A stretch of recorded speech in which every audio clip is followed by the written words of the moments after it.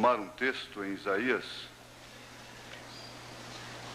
capítulo 49, verso 1, para ficarmos de pé.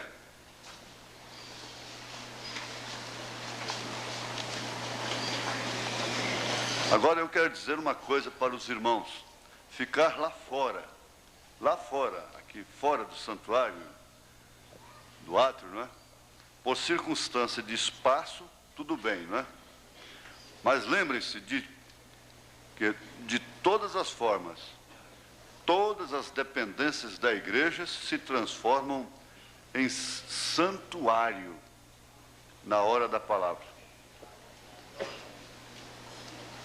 Eu acho que até mesmo na hora da classe das crianças e tudo, na oração, às vezes está orando, estamos conversando lá fora, outra coisa muito diferente, está ensinando a palavra aqui, outra coisa, porque quem fica mais à vontade, o outro sente mais liberdade de puxar um assunto, não é? Então vocês, irmãos, que estão aí fora, para lá do átrio, por circunstância de espaço, por favor, mesmo lá na cozinha que está ouvindo, não é? A cozinha é santuário nesta hora. E que grande santuário, né? Os irmãos trabalhando e ordenando a alimentação. Mas tudo se transforma em santuário na hora da palavra.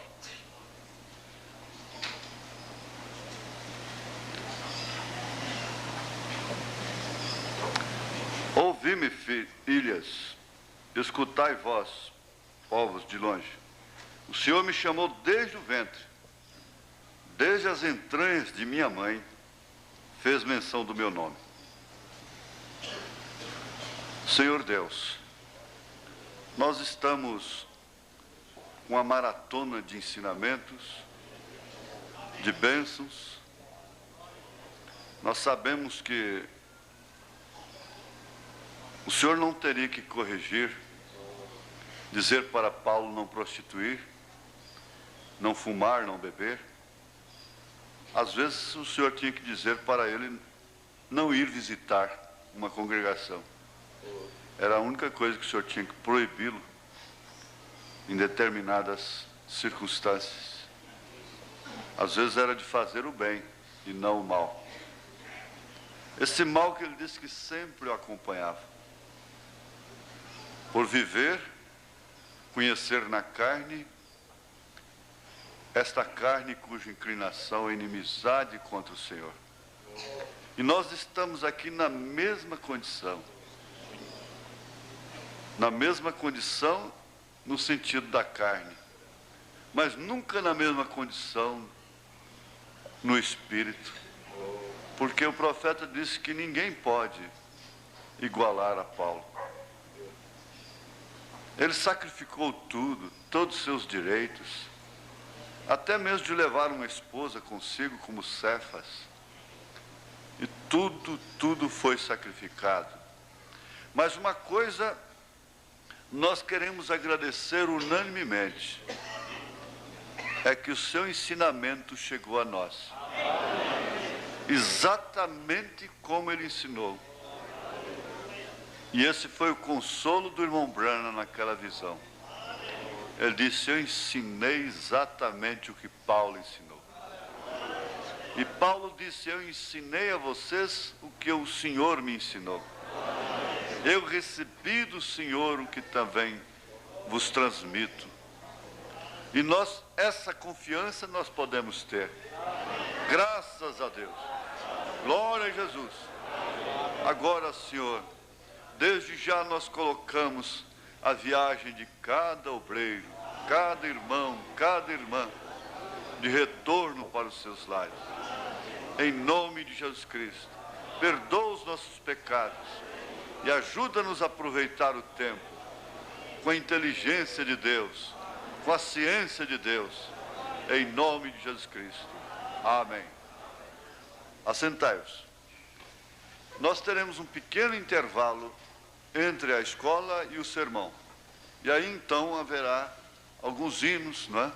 Os irmãos que não precisarem de se levantar, não se levantarão, ficarão cantando, e um pequeno intervalo aí de 5 a 10 minutos apenas.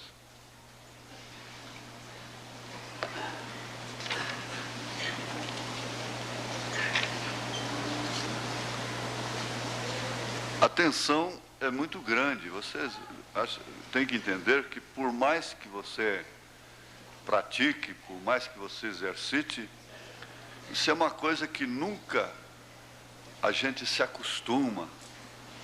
Às vezes, antes de pregar ali, a gente está com dor no estômago. E não é de fome. E dá aquele queimor, e você fica agitado, não é? Então, tem que haver, como o profeta fazia às vezes, um período, uma introdução para, inclusive, dominar os espíritos. Dominar os espíritos de uma congregação santa e fiel como vocês, não é difícil, porque eles já estão dominados. Você já sai de casa compungida, compungido. Nós não viemos aqui para mostrar roupa, para mostrar beleza, para mostrar sapatos, sabedoria, nada disso. Então nós viemos aqui para louvar, sermos exortados, redarguidos, animados, não é? Consolados. Então é isso que nós fazemos quando viemos para a casa de Deus. Mas de todos os modos, o inimigo sempre está na reunião dos santos. E mesmo para que as pessoas entrem na atmosfera da palavra, do Espírito, vocês vão entender isso. Não deixa que um pregador como o irmão Weber, como o irmão Eliezer, como o irmão Luiz Mendes e todos os demais, tenham que ter um período de fazer vocês entrarem numa atmosfera própria para o Espírito Santo.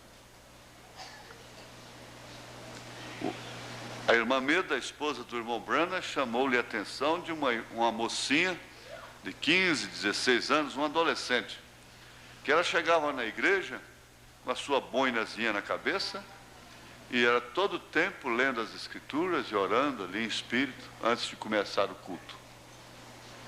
Uma adolescente que por certo teria muito o que fazer na porta da igreja, no pátio, que é muito adequado para isso, eu conheço lá, muito próprio para companheirismo.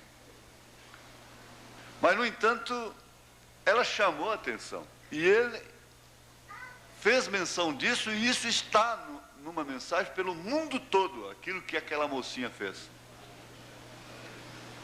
Aquele método que ela tinha para com a igreja. Ah, mas se eu ficar desse jeito, eu não caso nunca. Pelo contrário, aí é que você vai casar. Porque o verdadeiro homem, o verdadeiro cristão, por sua vez, ele está procurando uma moça dessa natureza. Não é dessas que ficam aí brigando por causa dele aí na porta da igreja, não. Fazendo dele um Dom João. Fazendo dele um pássaro raro. Porque tem muitas moças e poucos rapazes. Então tem que correr, tem que tomar. Uma puxa para um lado, outra puxa para o outro. Um fica com a manga da camisa, outro fica com a outra manga. Não, pelo menos o botão da camisa eu fico com ele. Quer dizer, um rapaz maduro, experimentado, que pensa como aquele rapaz lá de Chicago, não comparando mal, me perdoe, ele vai procurar, você sabe, não é? Agora você não vai manufaturar isso não, que você vai, não é? Não manufature. Peça a Deus, conscientize disto, do espírito do culto. Isso é bom para você em todos os aspectos. Bem como os rapazes também. Você pensa que a moça mesmo revelada, ela está engraçada com seu cabelinho de galã? Às vezes o pai dela, ela tem fotografia do pai, o pai era um galã quando casou, hoje é um careca. O pai tinha dentes perfeitos, hoje tem dentadura artificial, né? Postiça. Ela sabe muito bem disso. E ela não está a fim de escolher galanteio, não é? Aparência. cabelinho na testa e coisa assim, não é? Não, não está a fim disso. Vocês encontram pessoas de fronteiras na fronteira. Mas eu já ensinei. O ovo tem três coisas. Tem a casca, tem a clara e tem a gema. Mas o que seria da gema se não fosse a casca, não é? O sacerdócio. Eu quero pedir o pastor Adil para sentar aqui perto, ele já está aqui. E, se ele quiser, pode dar seu bom dia para São Paulo também. Ele fazer uma leitura aqui que está em Êxodo 40, verso 15. Eu coloquei em ordem para ele. Ele já sabe qual é a próxima, ou quais as próximas, não é? Depois. Vamos ver aqui, pastor Adil, Êxodo capítulo 40, verso 15. Por favor. E os ungirás como ungiste a seu pai, para que me administrem o sacerdócio, e a sua unção lhes será por sacerdócio perpétuo nas suas gerações. Amém? Então nós já começamos a entender uma coisa. Vamos chamar isto, não vai sair por uma doutrina aí que Jesus tem uma noiva que são os membros e outra noiva são os pastores. Não. Mas vamos chamar isso de árvore sacerdotal. E que Deus sempre, desde o princípio, Ele ordenou dessa forma. Isso é tanto verdade que quando um rei quis fazer isto, ele ficou leproso. Isaías 6. E outros que tocaram nisto, a não ser Davi, que fez coisa que somente o sacerdote podia fazer, como um tipo de Cristo, e não morreu. Mas outros morreram. O que, na verdade, já vai conscientizando aqueles que almejam o pastorado, o ministério, de que Deus teve uma ordem lá no Velho Testamento que é um tipo. Havia uma família, havia uma tribo que tinha que se contentar com o Senhor. Ela não podia ter terra, fazenda, ela não podia ter edifícios, ela não podia ter nada, ganhar dinheiro fora daquilo. Ela se contentava, vocês sabem que eu estou citando a Escritura da maneira certa. E daquela tribo, então, era tirado o sacerdote. Tinha que ser especificamente. Isso quer dizer que ele teria que ser predestinado para ser, com condições. Eu quero enfatizar isso tem muito a ver com as famílias, com as esposas, com os filhos, com os rapazes que porventura pensam, porventura já houve um toque, que porventura há um dom neles, um dom. Então são coisas que você vai olhando. Eu quero dar um exemplo aqui. Isso ela tem uma lição geral, mas tem uma lição sacerdotal. Respeitando a memória, a ausência, pelo menos, de tal pessoa. Mas o pastor Amâncio estava noivo muito antes de conhecer mensagem, muito antes de conhecer o nosso trabalho. Isso tem mais de 15 anos atrás, porque ele está com o quê? 70, irmão? 65? Então tem mais de 15 anos. Ele acabou com o noivado na hora, quando ele viu a maneira que a sua noiva tratou a sua mãe. Agora você sabe o que era isso? Era Deus tendo compaixão de quem Ele tem compaixão. Tendo misericórdia de quem Ele tem misericórdia. Isso é a predestinação. Porque um rapaz com um conhecimento parco, mas, na verdade, com um leito que é um exemplo. Essa família é um exemplo. É uma família distinta, é uma família de cor, mas não, tem que tirar o mas. É uma família de um lugar especial no coração de cada um de nós aqui. Vocês sabem disso. Toda a família. Então a gente vê aí a predestinação, e ele mais tarde ficaria viúvo. Mas Deus lhe daria uma outra esposa que é o papel carbono da primeira. Não é verdade, pastor? Acho que está lá no Japão essa hora. Ah, está ali. Não é verdade?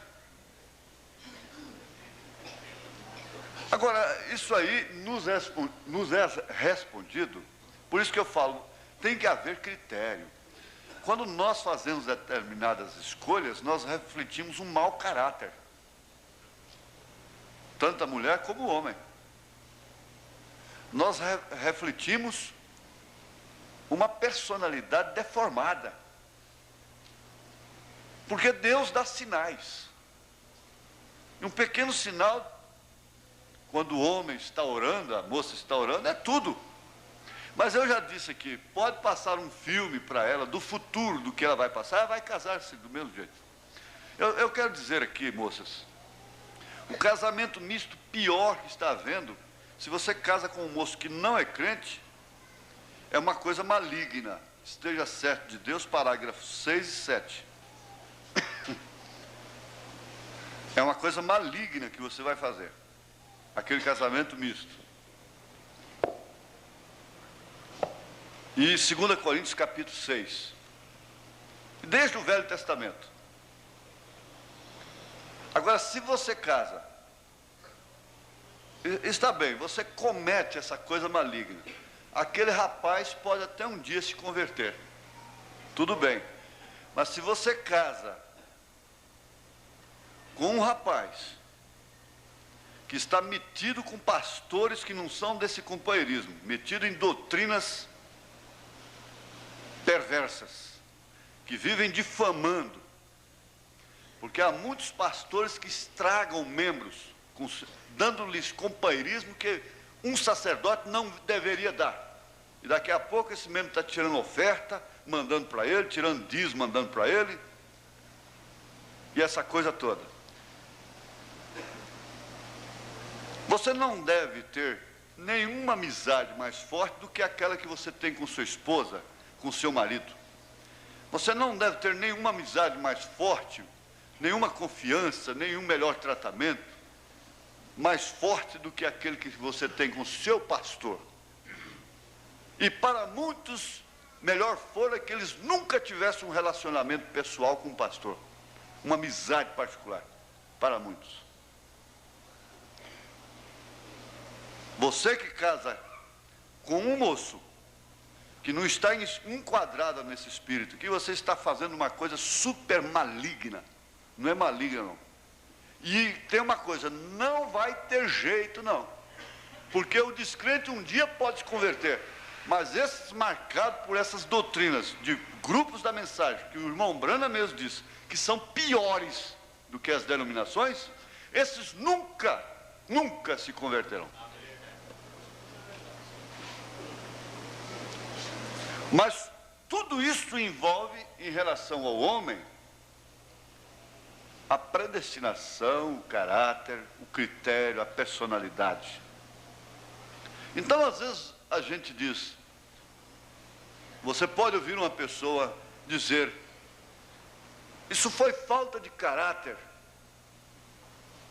Ele está se referindo quando ele fez a sua escolha, quando ela fez a sua escolha. Isso não quer dizer que ele não tenha caráter, que ela não tenha caráter.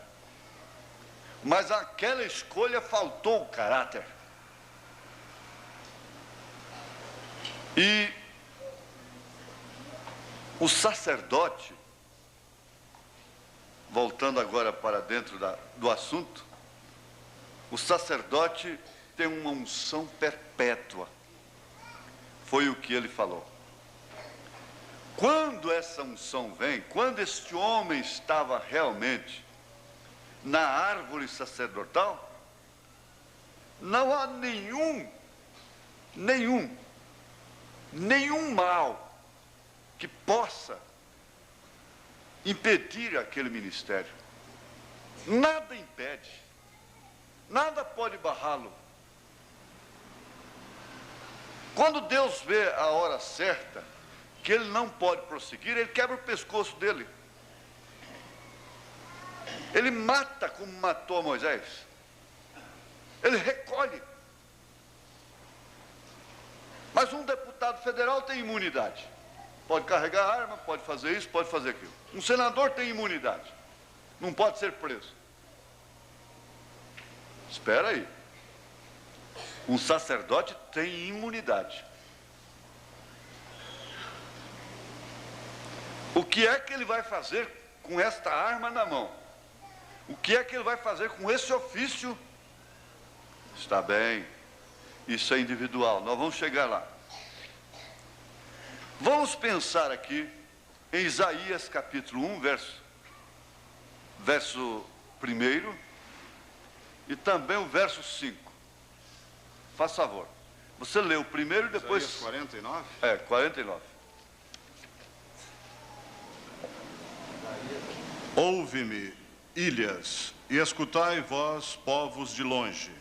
O Senhor me chamou desde o ventre, desde as entranhas de minha mãe, fez menção do meu nome. Agora veja o versículo 5.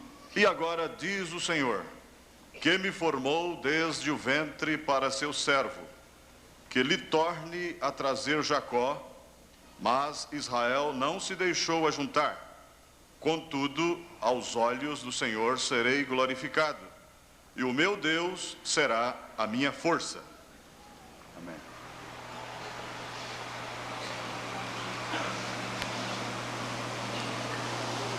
Agora, é meio difícil, mas nós não temos que nos perturbar com o sermão. O sermão vem depois. O ensinamento você tem que refletir, tem que parar, tem que olhar, tem que prescrutar. Há uma determinada escolha. Você não vai enquadrar ninguém. Ninguém, absolutamente ninguém. Neste quadro aqui. Mas há sacerdotes que são tirados das pessoas mais baixas. Em 1 Reis, capítulo 12, verso 31, alguém fez essa loucura. Também fez casa dos altos, e fez sacerdotes dos mais baixos do povo, que não eram dos filhos de Levi. Agora, por favor, continua. Capítulo 13, verso 33. Depois destas coisas, Jeroboão não deixou o seu mau caminho. Antes dos mais baixos do povo, tornou a fazer sacerdotes dos lugares altos, a quem queria lhe enchia a mão, e assim era um dos sacerdotes dos lugares altos.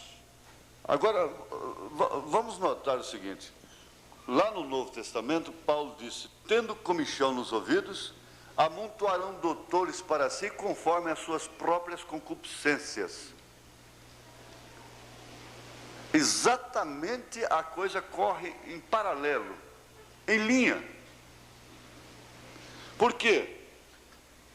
O sacerdote, você entende que o sacerdote é aquele que tem o sacerdócio. Você não pode ferir a um homem que tem o sacerdócio sem prejudicar o seu sacerdócio, sem prejudicar o seu ministério. E a responsabilidade dele é tanta, porque ele é quem leva a arca. Veja em Josué 3, verso 8. Veja. Tu, pois, ordenarás aos sacerdotes que levam a arca do concerto, dizendo, Quando vierdes até a borda das águas do Jordão, parareis no Jordão. E quando Davi fez isto de uma maneira errada, pelo poder do dinheiro, o que é muito feito e nós não percebemos, e quando começa alguém a gozar de certa posição especial na igreja por causa de sua posição financeira, e estas coisas todas, eles passam a tocar na arca de uma maneira tão ingênua, tão natural. E você hoje, eu tenho encontrado, reunido com anciãos de igreja, e encontrado assim, que o pastor está nas mãos deles. Então um levanta e diz, eu não aceito, o outro diz, eu não aceito, o outro diz, eu aceito, o outro diz, eu não aceito. Então eu vejo ali, tudo na mão do homem. Que risco, que dificuldade. Nós falamos sobre a Dalila ciência, não é? A Dalila ciência. E às vezes, a Dalila é a própria esposa, é quem mais rouba a força. A Dalila são os filhos. A Dalila são as circunstâncias que vão enredando aos poucos. Agora, quem é que leva a arca? É o sacerdote.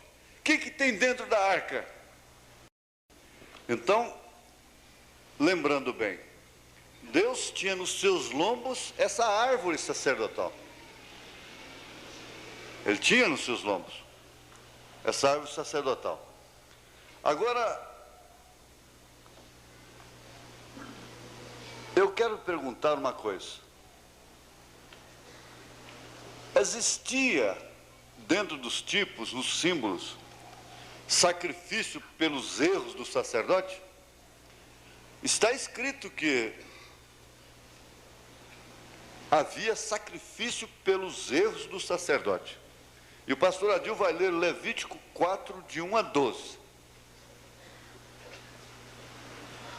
Falou mais o Senhor a Moisés, dizendo, fala aos filhos de Israel, dizendo, quando uma alma pecar por erro contra alguns dos mandamentos do Senhor, acerca do que se não deve fazer, e obrar contra algum deles, se o sacerdote ungido pecar para escândalo do povo, oferecerá pelo seu pecado que pecou um novilho sem mancha ao Senhor, por expiação do pecado, e trará o novilho à porta da tenda da congregação perante o Senhor, e porá a sua mão sobre a cabeça do novilho, e degolará o novilho perante o Senhor. Então o sacerdote ungido tomará do sangue do novilho e o trará à tenda da congregação. E o sacerdote molhará o seu dedo no sangue, e daquele sangue espargirá 7 vezes perante o Senhor, diante do véu do santuário. Também porá o sacerdote daquele sangue sobre as pontas do altar do incenso aromático, perante o Senhor que está na tenda da congregação. E todo o resto do sangue do novilho derramará à base do altar do holocausto, que está à porta da tenda da congregação. E toda a gordura do novilho da expiação tirará dele, a gordura que cobre a fressura, e toda a gordura que está sobre a fressura, e os 2 rins, e a gordura que está sobre eles, que está sobre as tripas, e o redenho de sobre o fígado com os rins tirará, como se tira do boi do sacrifício pacífico. E o sacerdote a queimará sobre o altar do holocausto, mas o couro do novilho e toda a sua carne, com a sua cabeça e as suas pernas, e as suas entranhas e o seu esterco, todo aquele novilho levará fora do arraial a um lugar limpo, onde se lança a cinza, e o queimará com fogo sobre a lenha, onde se lança a cinza se queimará. Irmão Ivaldo, quem é que está fazendo esse sacrifício? Era um outro sacerdote fazendo sacrifício por aquele sacerdote? Como que é isso? Bem, o sacerdócio, O sacerdote. o sacerdote que cometia o pecado era trazido diante se aquele pecado foi refletido diante da congregação, diante do povo, então ele era julgado diante do povo e o sumo sacerdote fazia esse sacrifício por ele. Famílias, congregações, descansem. Descansem. Ele fará sacrifício por si próprio. E Deus e pelo do povo. E Deus tratará com ele. Pode deixar. Agora, aqui, veja aqui. Eles violavam o sábado e ficavam sem culpa. Foi quem disse aí, foi Jesus, não foi? Foi. Aonde? São Mateus, capítulo 12, versículo 5. Ou não tendes lido na lei que aos sábados os sacerdotes no templo violam o sábado e ficam sem culpa? Agora, você sabe o que significa violar o sábado lá no Velho Testamento? Era quebra de mandamento. Então, por amor do povo, Deus lhe concede uma imunidade, uma certa imunidade. Isso é certo. E tudo isso carregando um tipo. Agora nós vamos aprender uma coisa tremenda. Está em Isaías 24, verso 2. E o que suceder ao povo, sucederá ao sacerdote, ao servo como ao seu senhor, à serva como a sua senhora, ao comprador como ao vendedor, ao que empresta como ao que toma emprestado, ao que dá usura como ao que paga usura. Às vezes nós temos... eu não vou ler essa pergunta e resposta do irmão Brana, porque ele deu um presente, um colar para a irmã Meda. E Pedro disse que não com joias. Então eu não vou ler isso para a igreja. É um direito que a igreja tem que conhecer. É um direito que a igreja tem que conhecer. Todos os direitos, deveres. Isso foi pregado aqui ontem à noite, com maestria. Conhece-se os seus direitos e conhece-se também os seus deveres. Agora, o que sucede ao povo, sucede também ao sacerdote, sucede também à sua família, porque Deus não permitiu que anjos sem casar, anjos sem sexo, vocês querem ver quando eles querem abusar, criticar, censurar uma perda de tempo em diálogos, eles dizem, eles ficaram lá discutindo o sexo dos anjos. Ora, Deus não permitiu que os anjos fossem ministros. Porque eles não tinham esposa para cortar cabelo, eles não tinham esposa para pintar as unhas, eles não tinham filhos para ser homossexual, eles não tinham filhos para roubar, ser maconheiro, eles não tinham filho para nada disso. E o que sucede ao povo, sucede ao sacerdote, porque caso contrário, ele não saberia ter compaixão dos demais. Porque todo santarrão não tem dó de ninguém.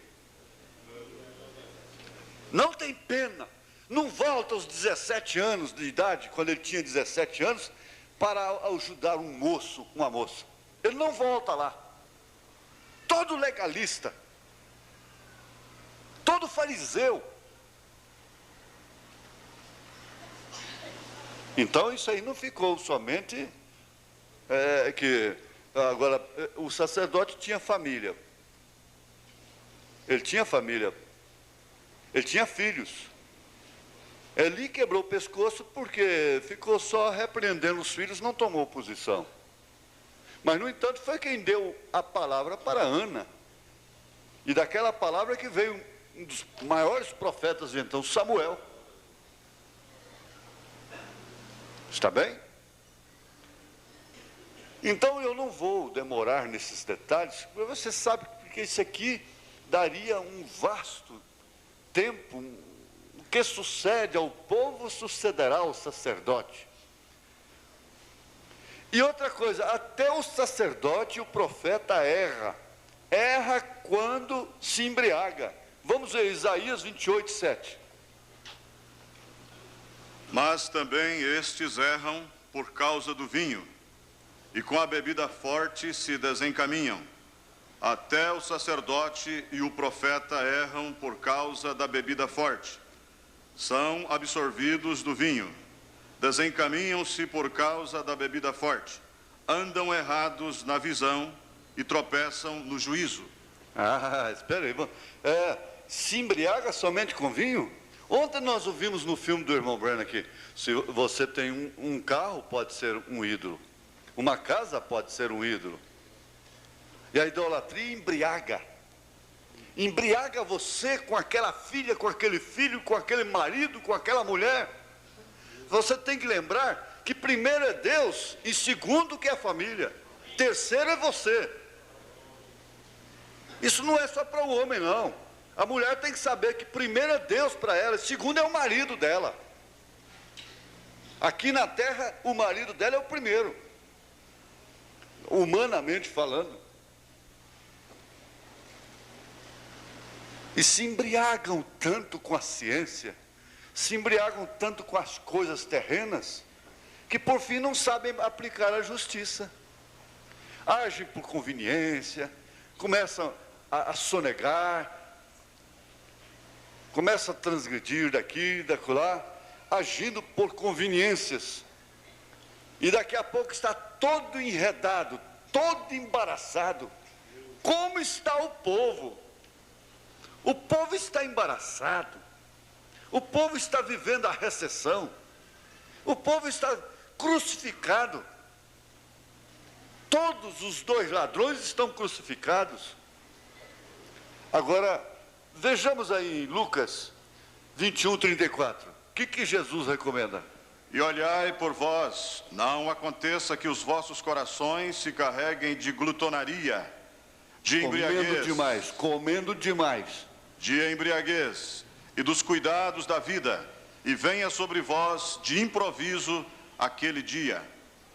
E você sabe que há na Bíblia Sagrada, em Apocalipse, é um cálice. Quando se fala em cálice, lembra-se de vinho.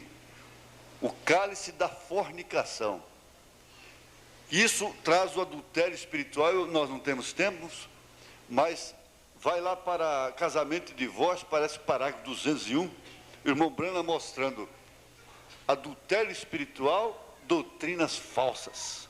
Se embriagam, pois não tem jeito. A pessoa que você pode errar, se você adultera fisicamente, é um pecado que tem perdão. Se você mente, você rouba, se você faz tudo isso, tem perdão. Mas se você entrar para uma doutrina falsa, depois de iluminado, depois de ter luz que você tem, não tem retorno. Não tem retorno. Isso embriaga, isso tira o sentido, tira a justiça. Blasfema, chamam a igreja de chiqueiro, chamam a igreja de porca, chamam a igreja de denominação, chamam o ministro de papa, difama de todos os jeitos, blasfêmia. E se for o Espírito Santo que está ali, está chamando o Espírito Santo de porco? Melhor que vocês fariam era nunca ir nessas fronteiras das difamações. Eu já andei por boa parte do mundo, e uma coisa eu entendi claramente, que há um povo em todo o mundo que tem esse mesmo espírito que nós temos. E eu conheci outros, encontrei esses problemas lá, e todos que creem de uma maneira diferente, eles são difamadores. Todos eles são difamadores. E aqueles que creem como nós, podem até ter suas divergências, mas não são difamadores.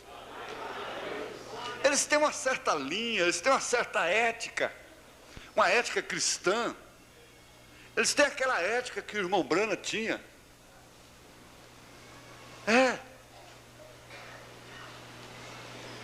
Você vê que coragem tiveram de dizer a respeito de um homem que Deus fez e perdeu a forma, segundo as palavras do irmão Branham. Jogou tudo por cima daquele homem de bom. E o irmão Branham sabia o que o irmão Neville ia sofrer, ia passar. Eu vi o irmão Neville na cadeira de rodas. E uma pessoa, com todo respeito, eu faço menção disso, falou para mim: irmão Neville está na cadeira de rodas porque não crê na ressurreição do irmão Branham.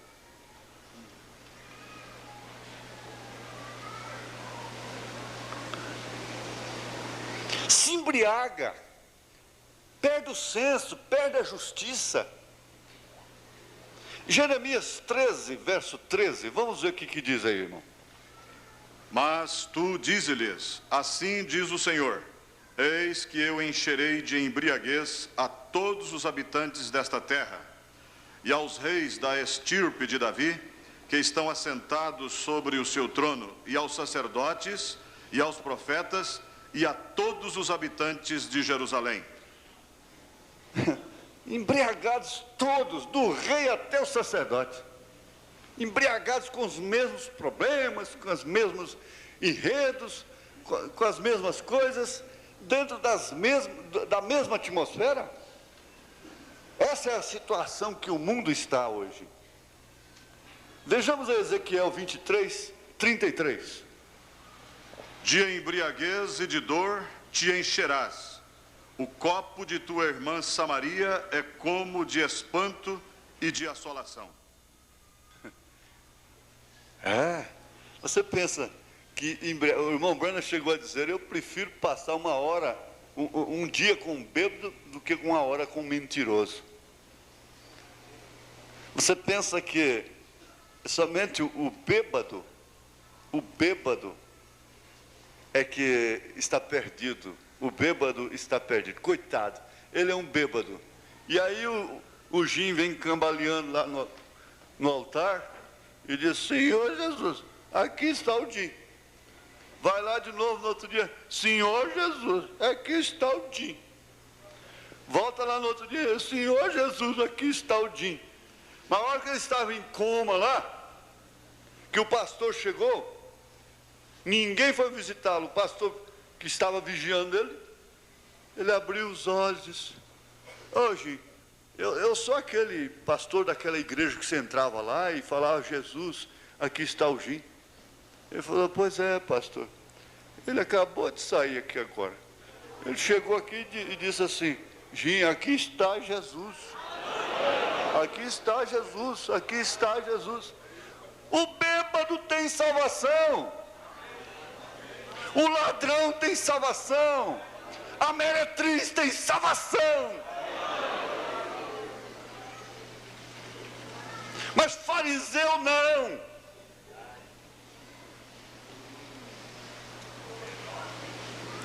Fariseu não. Eu fico pensando, o que seria de nós? Veja só, se não fosse o pecado de Davi, na Bíblia não tinha um Salmo 51. Não tinha um Salmo 51. Irmão Sid Jacques disse lá na Alemanha: ai de nós se não fosse a carta de Coríntios.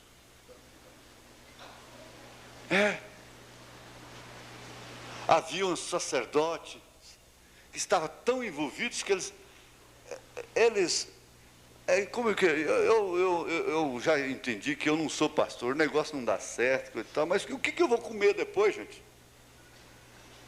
Ou então, coisa boa é ser pastor. Tem terno, pode botar um paletó toda noite no encontro. Tem carro, tem casa, tem avião, tem fazenda, tem tudo isso. Eu quero ser pastor também. Eu quero ser pastor também. Vamos ver Miqueias 3:11. Os seus chefes dão as sentenças por presentes, e os seus sacerdotes ensinam por interesse. e os seus profetas adivinham por dinheiro, e ainda se encostam ao Senhor, dizendo: não está o Senhor no meio de nós? Nenhum mal nos sobrevirá. Deus está abençoando, podemos carregar saco de dinheiro, né? Saco de dinheiro. Só tem uma coisa, que antes deles carregarem saco de dinheiro lá no Maracanã, a Roma levou quase todo o ouro do Brasil lá para o Vaticano. E está levando até hoje. Não defendendo os sacos de dinheiro, né? E nos lábios do sacerdote, eu tenho que abreviar, porque meu tempo vai indo. Os lábios do sacerdote têm a vida de cada obreiro nas mãos. Nos lábios do sacerdote tem a vida de cada pessoa. Nos lábios do sacerdote tem a vida, tem a estupidez, a ignorância, tem tudo isso, não é? Mas vamos ver em Malaquias 2:7. Malaquias 2:7. Porque os lábios do sacerdote guardarão a ciência, e da sua boca buscarão a lei, porque ele é o anjo do Senhor dos exércitos. Então é aí que tem a coisa. Pregar aqui é pregador. O sacerdócio está lá na hora difícil. O sacerdócio está na hora difícil. Na ciência para ensinar, para ajudar. Na ciência para botar fim ao alvoroço. Você sabe que o irmão Branham não fazia alvoroço com notícia nenhuma. Mas quem disse foi ele.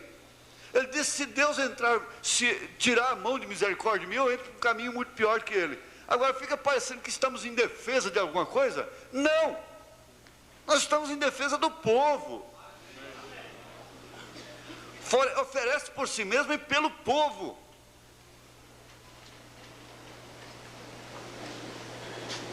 E uma irmã telefonou e disse: irmão Branham, esse evangelista aí, meu marido, está vivendo com essa garota de 16 aí há 2 anos. Ele disse: ore por ele, irmã. E botou o telefone lá, no gancho. Como diz, desligou o telefone na cara dela, não é? Ela poderia sair dizendo: esse homem está acobertando isso. É que ele sabia perfeitamente que Deus cuida. Ele esperou 2 anos. Olha, o irmão Branham não aceitava pedir dinheiro. Ele não aceitava, ele punha para fora. Ele suportou 2 anos, um de seus diretores, vendendo cartão de oração. Eu fiz exemplo. Você já pensou aquele ministro que morreu de câncer, dono de uma das maiores fábricas de brinquedos do país? Soubesse que um pastor desse, ou eu, o pastor de São Paulo, ou de qualquer cidade, ou aquele homem lá, para receber a oração dele, tem milhares na frente. Tem que ter um cartão de oração. Eu tenho um aqui, mas custa $5.000. Ou 5 milhões de dólares. Vamos supor. Ele daria na hora. E ia e seria curado. E o irmão Branham, sabendo disso por 2 anos.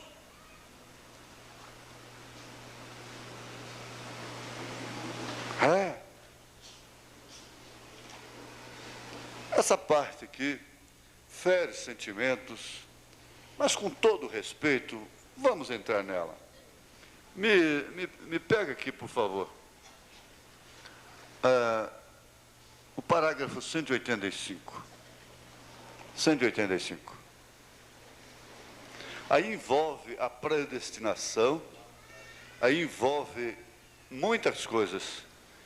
Faz favor, leia. O sacerdote, o pastor, não pode casar-se com moça que já foi tocada por outro homem. Nenhum pastor pode casar-se com uma viúva. Você sabia disto? Vocês querem ler isto? Está bem? Você procura em Levíticos, capítulo 21, verso 7, Ezequiel 44, verso 22, e isto irá mostrar-lhes que os pastores não podiam casar com uma mulher que tinha sido tocada por homem. E isto é um tipo da noiva virgem de Jesus Cristo, porque eles lidavam com o fogo de Deus, os sacerdotes, os filhos de Arão. Não temos tempo para ler tudo disto e sair lá. Obrigado, irmão. Agora, você vê,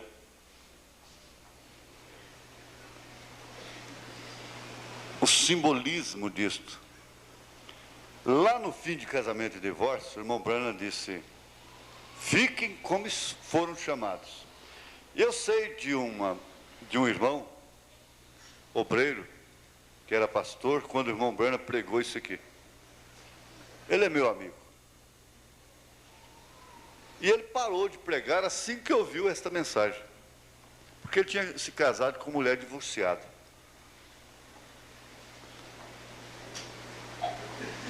E passado um determinado tempo, ele era amigo do irmão Branham, ele foi tratar de um outro assunto com o irmão Branham. Não em relação àquilo, ele não discutiu. O profeta falou, acabou. Aí disse que, quando ele estava conversando com o irmão Branham, a visão veio para o irmão Branham, a revelação. Disse: por que você parou de pregar?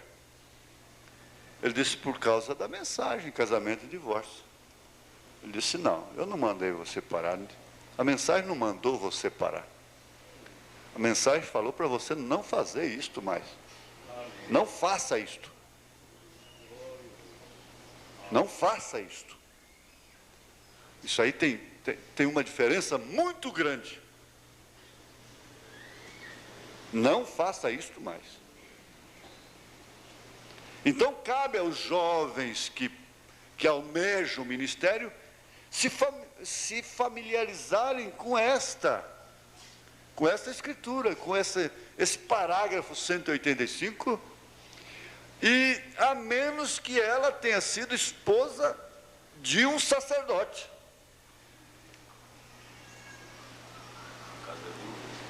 No caso né, que ela era viúva do sacerdote, então o sacerdote podia casar com uma viúva que fosse viúva do sacerdote, que tinha sido esposa do sacerdote. Então agora vamos chegar ao final, porque o outro período, a gente pregar dessa forma é custoso ensinar, não é? Mas vamos lembrar agora de que Paulo também foi elegido desde o ventre de sua mãe. Gálatas 1,15. Eu não te dei, não, né? Aí ele disse: mas aprove a Deus que desde o ventre de minha mãe me separou e me chamou pela sua graça. Agora, você tem que entender o seguinte: o que fazer com um homem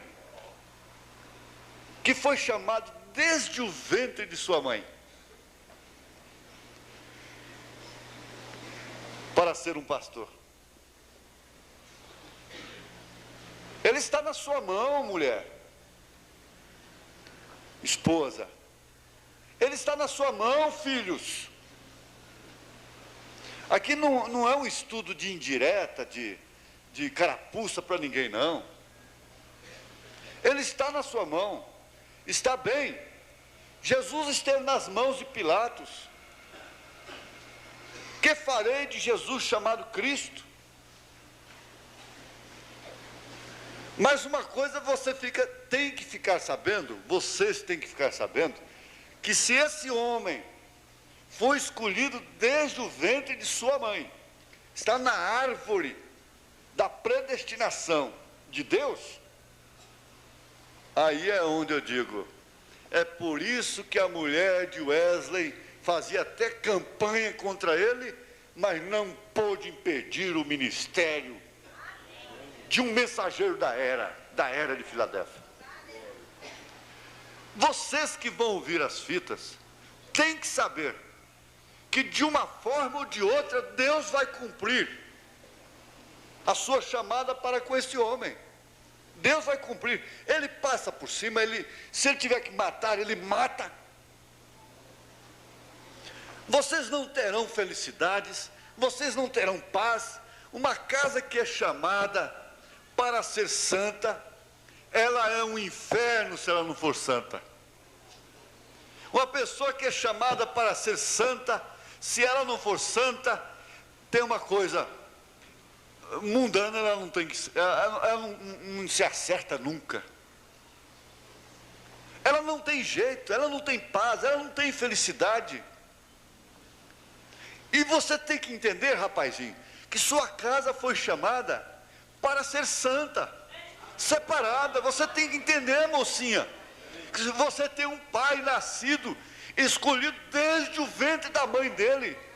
Você tem que entender isso, e não adianta, você só vai causar danos para si mesma, para ele. Mulher, você tem que entender, muitas delas dizem, muitas já disseram e dizem: ah, se eu soubesse que você ia ser pastor, eu nunca teria me casado com você. São muitas que dizem: se eu soubesse que você ia ser pastor, eu nunca teria me casado com você. E há filhos que têm vergonha de dizer: meu pai é pastor. Filhas que têm vergonha de dizer: meu pai é pastor. Se envergonhando do maior honra que existe na terra. Se envergonhando do maior privilégio que existe na terra. Isso é certo. Agora, para entrar em outro assunto aqui, se tratando de Paulo, eu temo pelo tempo, mas nós estamos numa maratona, haverá um pequeno intervalo, e faz de conta que nós estamos ainda encerrando o nosso período hoje, né, pastores? Nós vamos fazer isso, nós vamos encerrar o período hoje, né? Das reuniões internas, né? Esse Paulo, irmãos, carece um pouco, porque ele escreveu aos Romanos. Essa carta aos Romanos, ela tem um conteúdo tão profundo. Você sabe que ele escreveu 14 cartas, incluindo Hebreus. E ele selou o seu ministério com o seu próprio sangue. Selou o seu testemunho com o seu próprio sangue. Eu ganhei aqui um livrinho, os pastores que estavam aqui dentro parece que ganharam um diplomazinho das crianças. Eu vou ser advogado preto aqui, da cor preta, né? Ele diz aqui, esse corinho, ele diz aqui, significado das cores: preto, pecado; vermelho, sangue de Jesus; branco, pureza; amarelo, ruas de ouro. Tudo bem, é um corinho, então não dá sentido, tudo bem. Mas aí eu me lembrei de uma coisa: o pecado não é preto, não. Aqui, ó. Porque a escarlata não é preto, a escarlata é vermelho. Vinde então e argui-me, diz o Senhor, ainda que os vossos pecados sejam como a escarlata, super vermelho, eles se tornarão brancos como a neve; ainda que sejam vermelho como o carmesim, se tornarão como a branca lã. Vermelho com várias tonalidades, a escarlata e o carmesim. Ainda que sejam vermelhos. Mas está bem o corinho, né? Tudo bem, isso não tem nada a ver uma coisa com outra. E Paulo selou o seu testemunho com o seu próprio sangue. A tradição diz que ele foi decapitado em Roma e seu corpo enterrado nas catacumbas. Aliás, Pedro nunca foi em Roma. Paulo é que foi lá. Porque Pedro foi para a circuncisão e Paulo para a incircuncisão. E um padre escreveu assim, que o machado brilhava antes, o machado brilhava com o brilho do sol, né? O reflexo do sol, antes de ser ofuscado com o sangue do santo.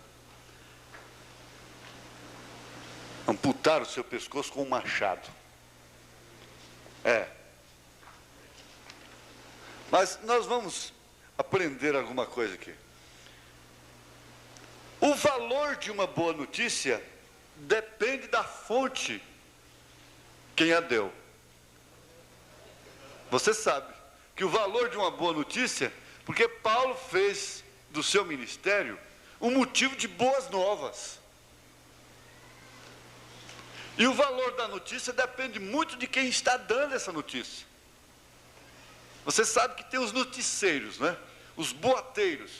A bolsa de valor, o governo tem esse problema. Os boateiros derrubam a ação, levantam a ação. Os boateiros, né? Agora, Paulo não era um boateiro. Ele teve, de fato, em si, um ministério predestinado que chegou a ser selado com o seu próprio sangue. Ele disse: quanto a mim já estou sendo oferecido como o quê? Como sacrifício de libação, não é? O tempo da minha partida se aproxima, pelejei uma boa peleja, acabei a carreira, guardei a fé. Desde já está preparada uma coroa que o Senhor justo juiz me dará naquele dia, mas não somente a mim, mas também aos que amarem a sua vinda. Então, nessas notícias, nessas boas novas, nós encontramos que elas contêm tudo. Nós temos, você tem que entender o seguinte, que quando vem uma doutrina corretiva, ela é uma boa nova. A boa nova não é só aquela que cura o câncer, não é só aquela que mostra as ruas de ouro, não é só aquela que mostra os céus, as bodas do Cordeiro. Para que estas venham a se cumprir, serem alcançadas, é necessário que aquelas, as corretivas, as sacrificiais, sejam aceitas também como boas novas. E agora, quem é que está encarregado de entregar essas boas novas? Você não entende. O pastor não tem que se pôr aqui todo o tempo no púlpito em sua própria defesa. O irmão Branham deu esse exemplo, ele chegou a dizer: esse tabernáculo está precisando de uma matança, começando do púlpito até lá na portaria. Ele disse: não importa o quanto esta palavra me ofenda, porque eu mesmo estou todo enredado. Ele tinha problemas de família. Um irmão o procurou para dizer: irmão Branham, eu preciso falar com você. O irmão Branham já sabia o que era. Ele disse: eu não posso te atender. Ele disse: mas é problema de sua família. Ele disse: eu não vou te atender. Se eu parar para te ouvir, eu só vou caindo. Eu estava predestinado para... Isso estava predestinado para mim desde antes da fundação do mundo.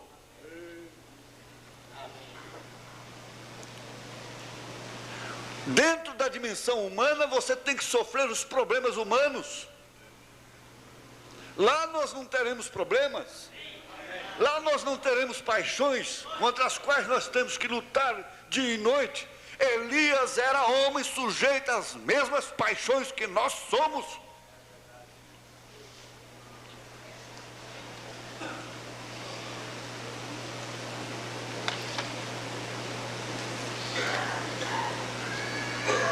O sacerdócio te dá consciência de pecado, te mostra o padrão que Deus estabeleceu para nós.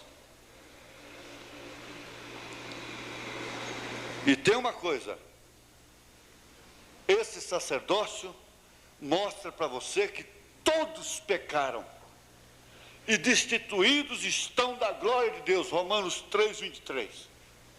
Esse sacerdócio mostra para você que você pode não ter errado tanto quanto outros que conhece, mas perante Deus está destituído.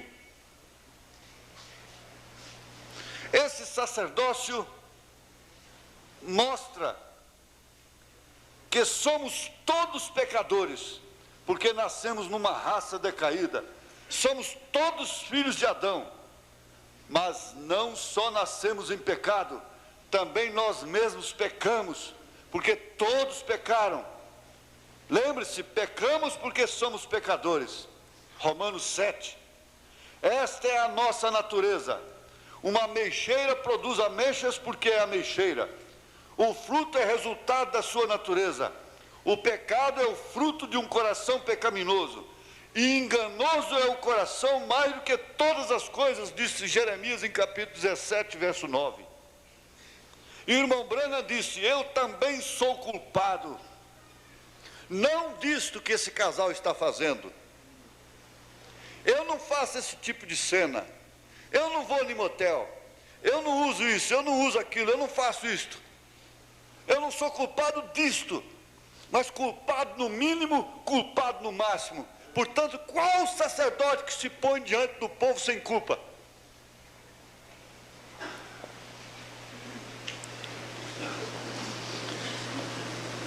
Cristo só salva da pena do pecado. Digo, Cristo não só salva da pena do pecado, mas também nos liberta de uma consciência de culpa e do poder do pecado. Por isso nós precisamos dar mais valor no sangue de Jesus Cristo. O resultado do pecado é um sentimento de culpa que você está carregando toda a vida. E ele atua de uma maneira inconsciente e afeta todo o seu sistema nervoso. Você trai e passa 10, 20, 30 anos e aquilo está te afetando constantemente. E como uma filha de Deus e como um filho de Deus, você não vai para o inferno por causa daquele pecado. Você tem que purgá-lo aqui.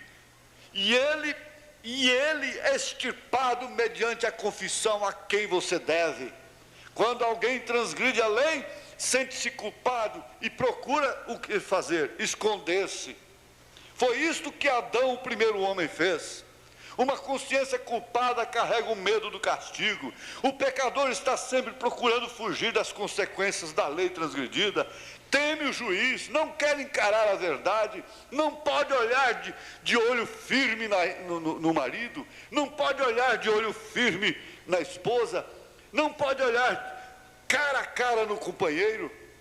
É por isso que os pecados do homem, sua consciência de culpa, o afastam da presença de Deus. Deus não precisa afastar o pecador. Ele próprio foge de sua vontade, ele próprio se afasta da comunhão, ele próprio vai embora. Isso é o que vai acontecer no dia em que a ira de Deus for revelada. Apocalipse 6, 15 e 16. Ele vai sempre procurar se esconder. Ele vai clamar: monte, cai em cima de mim. E ele está clamando hoje, gente. Televisão, cai em cima de mim.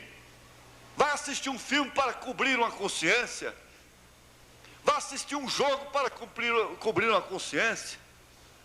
Aqueles montes caindo em cima dele, mas não adianta, não morre. Lá está a semente. Você é filha, você é filho. Amém? É. Qualquer presidente, governador ou rei pode perdoar um criminoso, mas nenhum deles tem poder para lhe tirar a culpa. Você continua culpado, culpado, culpado. Fala-se de uma mulher que está nos Estados Unidos, que o advogado conseguiu inocentá-la, mas dentro da própria audiência, depois de libertada, enquanto todo mundo se alegrava, ela ficava triste, triste, triste, dizendo: culpada, culpada, culpada. É preciso aplicar ao ato de uma pena justa. Foi isso que Cristo fez. O salário do pecado é a morte. E visto que todos pecaram, Cristo veio para morrer e pagar a pena dos pecados cometidos contra um Deus santo. Aí então entra a propiciação, entra aquela mensagem da ceia aqui. Deus não é culpado de lassidão. Ninguém pode. Eu disse, o mesmo Deus que matou Ananias e Safira está aqui. É. Deus nunca se modernizou. Deus nunca ficou frouxo. Deus nunca tem que aceitar nada por condição. Aceitar uma esposa por condição, porque senão vai estourar tudo o reino dele, vai causar um escândalo nos céus.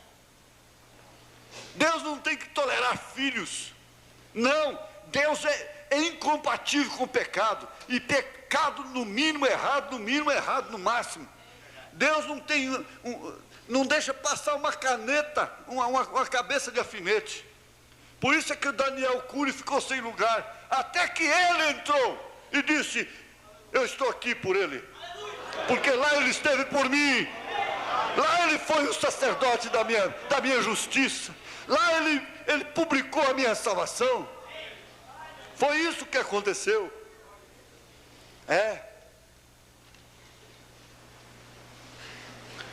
Você não tem que condenar aquela pessoa, ela já está condenada. Se você tivesse alguma coisa melhor, algum poder maior, você faria era salvá-la ao invés de condená-la. Eu quero terminar agora. Para conscientizar, eu vou fazer esse estudo de Romanos e essas cartas com a igreja bem devagar, bem mastigado. Pode deixar. Você tem, apenas conscientize, irmão, que todos pecaram e você está dentro do todos. Uma pessoa que se afoga em 2 metros de água está tão morta como se tivesse afundado no mar.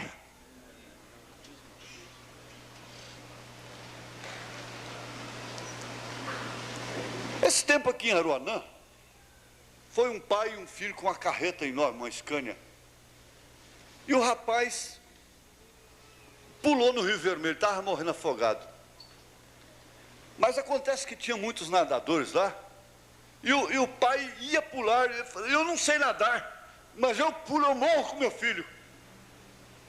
Mas alguém pulou e salvou. Eles pegaram a carreta e vieram para Britânia. E lá tem um córregozinho, mas um córregozinho que é a milésima parte do Rio Vermelho, milésima. E ele parou lá antes da ponte e foram tomar banho. Num poço, acharam os 2 mortos lá dentro desse poço, um agarrado no outro, morreram afogados no poço. E morrer, tanto faz morrer afogado. Olha, essa é a conscientização que o sacerdócio mostra para a igreja. Irmã, não tenha orgulho, não condene a ninguém. Cuida-te de ti mesma, cuida-te de ti mesmo. Você não morre num clube, num cabaré, mas morre dentro de um copo d'água. Morre na maledicência, morre no orgulho, morre no farisaísmo, morre no rego. Às vezes um cai no mar e não morre, outros caem num riozinho, num poço e morre. Jonas caiu no mar e não morreu. Jonas caiu no mar e não morreu. Outros caem num riozinho e morrem.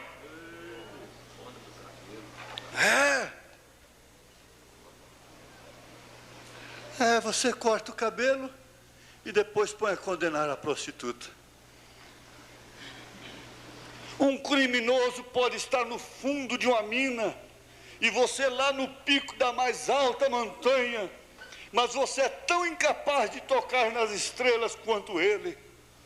Você aqui está mais alto do que ele, mas você é tão incapaz de botar a mão numa estrela como ele, que está mais baixo do que você aqui.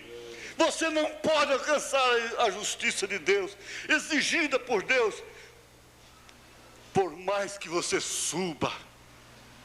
Por mais que você suba. Por isso que haverá um batismo coletivo. Eu vou fechar isso aqui e parar. Por isso que haverá um batismo coletivo. Essa pedra coroa vem coletivamente. Não vai ter ninguém lá embaixo e outro lá em cima. Não haverá nenhum necessitado. Amém, amém. Glória a Deus. Amém. Foi pregação. Mas isso não atrapalha, irmão Flores, em nada. Nós estamos na nossa maratona. Passa-se noite de vigília, 3 dias de carnaval, essa coiseira toda, e comem sanduíche para assistir uma decisão de futebol, e fazem tanta coisa, mas agora nós estamos... Vocês pegaram o fio, melhorou um pouco, melhorou um pouco. Deus abençoe. Deus abençoe.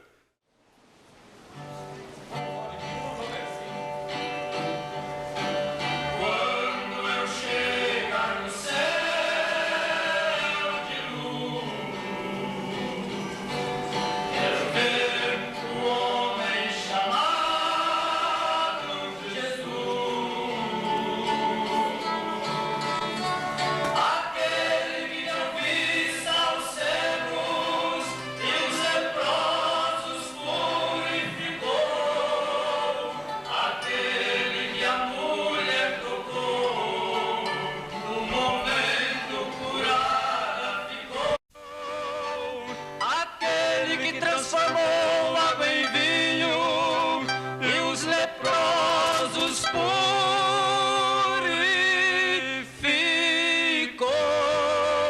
Está perto de nós contemplarmos o Rei dos Reis, o Senhor dos Senhores.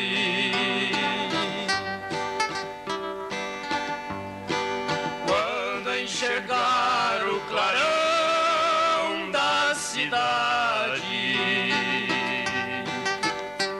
aonde os salvos viverão toda a eternidade.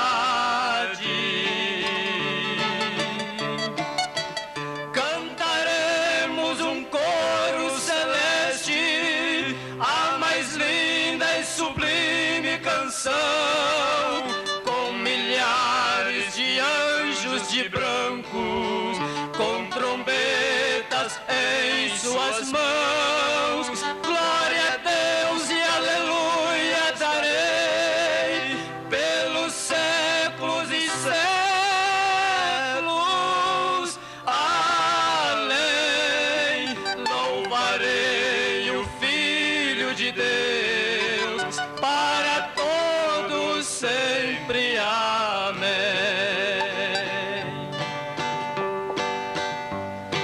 Quando enxergar o clarão da cidade, aonde os salvos viverão toda a eternidade, cantaremos um coro celeste, a mais linda e sublime canção, de anjos de brancos, com trombetas em suas mãos. Glória a Deus e aleluia darei pelos séculos e séculos. Além, louvarei o Filho de Deus para todos sempre. Amém.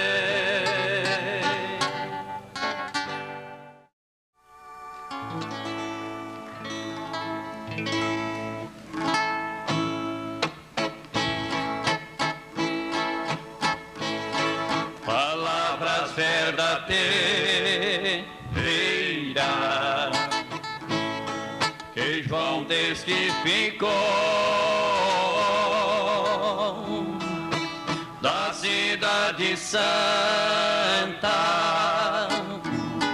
que Deus lhe mostrou, o muro e a cidade com 12 fundamentos estava situada em quadrado comprimento. A santa cidade, Nova Jerusalém, ali não haverá maldição contra alguém. Olhai, não faça tal, porque sou conservo seu, guarda as palavras do livro e adorarás a Deus. Cordeiro é sua lâmpada, teu servo servirá, nosso Deus nos abençoe.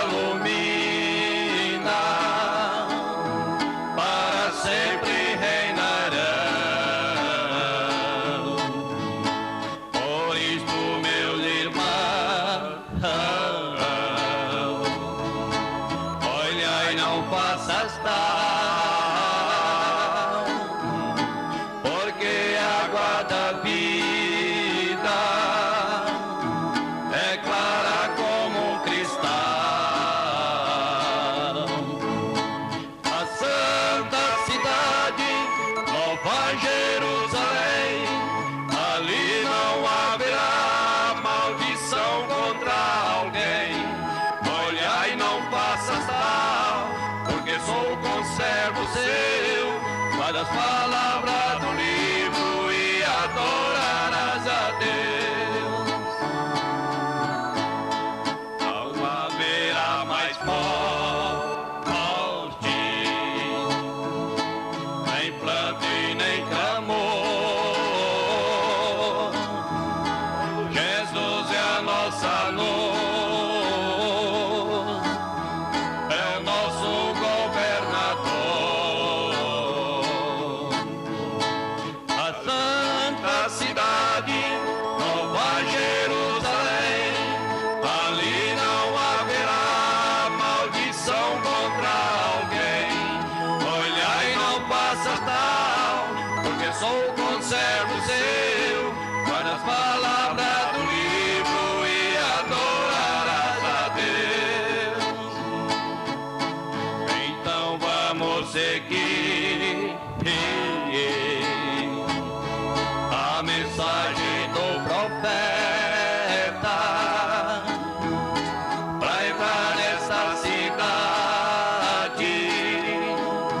com as suas portas abertas. A santa cidade, Nova Jerusalém, ali não haverá maldição contra alguém. Olhai, não passa tal, porque sou conservo seu.